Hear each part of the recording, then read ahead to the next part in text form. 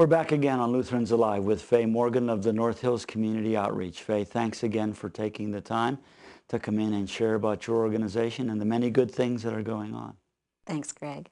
We wanted to talk about I guess I'd call it a newer facet of the mission of your organization that deals with, we talked about being located on a bus line and making it possible or easier for people to get to your services. You're taking that another step further now, aren't you? We are. When we survey people in our food pantry about what would they need to be self-sufficient and not have to depend on a food pantry, about 34% of them, a third of them, say that they need transportation that's reliable and affordable. And so we do give bus passes, but a lot of jobs are not on the bus line. A lot of houses aren't on the bus line. So for the past 4 years, we partnered with a separate organization, Community Auto, that accepts donated vehicles and then has them repaired and then sells them at very reasonable prices to low-income people. And then what is sort of special about our program versus just buying off a used car lot, we provide car seats and a AAA membership, a warranty, and we stand behind the vehicles, and we'll, for a period of time, usually 6 months, we'll make sure that that everything on the car is fixed. And we just merged with Community Auto in January of this year, so it has become a program of North Hills Community Outreach now. Well, that's really exciting because, as you say, some of the most basic needs that we have can't be filled without being able to get around. We really do live in an automobile age. I never thought I would be in the used car business, but sometimes it's a headache, working with the vehicles and making sure that they're ready for somebody because people are depending on them. But then every once in a while, my own car will be in the shop or whatever for a few days, and I get a taste of what it's like to be without a vehicle and how hard that is to take care of your family and get to work and be responsible and reliable on the job.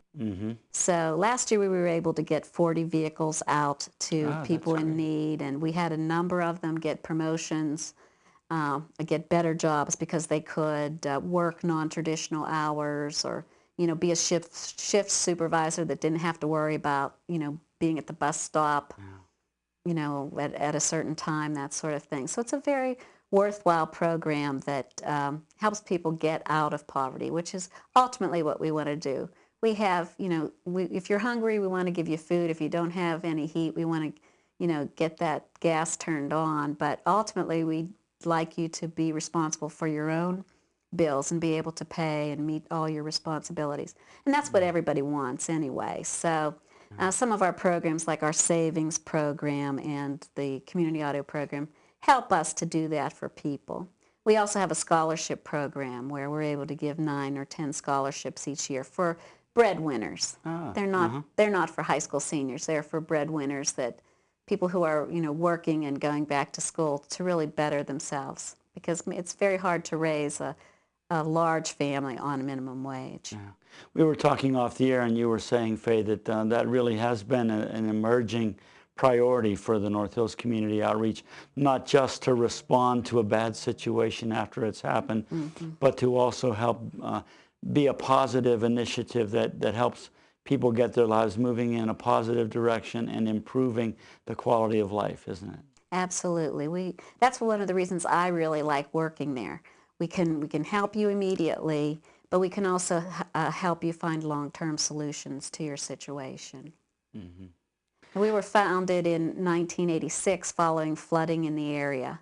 So our original, purpose was strictly that addressing that emergency need, and we still hold our breath a lot when there have been torrential rains or snowfall. But as our resources have allowed, as funding allows, as volunteer manpower that we have allows, we add new programs just to sort of, as John Wesley said, do all the good you can, wherever you can, whenever you can, however you can, with whoever you can, for whoever you can, and on and on. So that's what we try to do.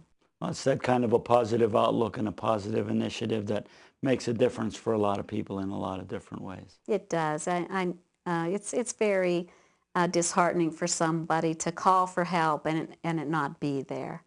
And so that's why I personally work very hard, is to make sure that when somebody calls us, we're going to be able to offer them, something to help them address their problem. We can't always, do maybe as much as somebody would like, but we can usually address their basic needs and help them move on from that depth of their problem.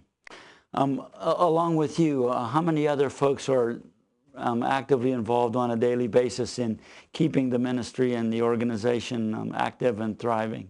Well, we had 1,400 different people who volunteered last year. Oh, marvelous. And we don't have any paid receptionists or any paid data entry people. That's all done by volunteers. And we have a core people even that keep our books and keep our records straight. So we have just enough staff to make it run. So with our 2 food pantries, there's about 80 different people who volunteer in there. And we have 1 staff person because somebody's got to keep everybody on track and plan and train and schedule and everything like that. But so there's a lot of people involved, and we have a fantastic board that represents the community as well. That's an important part of the whole dynamic, isn't it? Is maintaining that partnership, that ongoing relationship with the community and with the people in the community. Absolutely.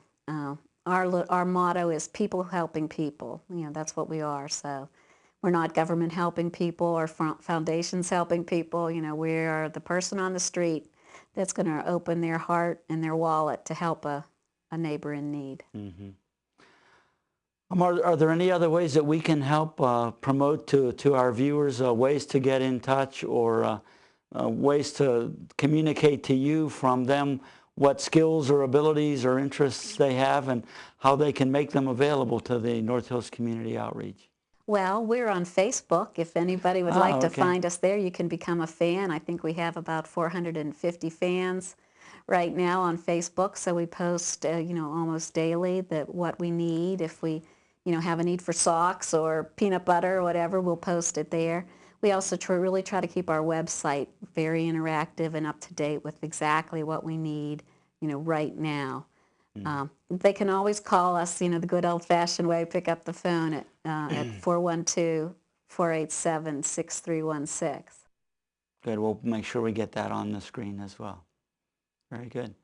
I think that's always part of any really active and functioning organization is to be able to tell the story, to communicate clearly what we're up to, what we have available, and how we want to help. And I think you've always done a very good job of maintaining that connection and keeping the information flowing.